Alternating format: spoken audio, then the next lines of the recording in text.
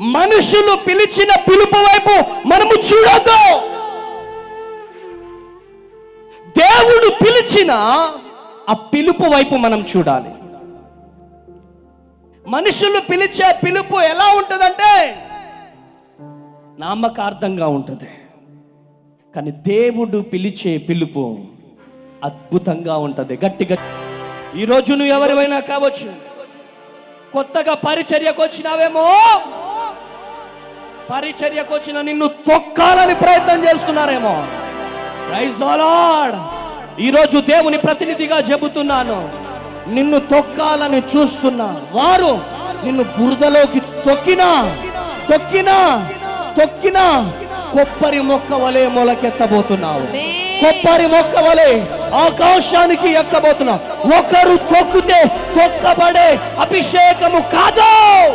గట్టిగా చప్పట్లు కొట్టాలా?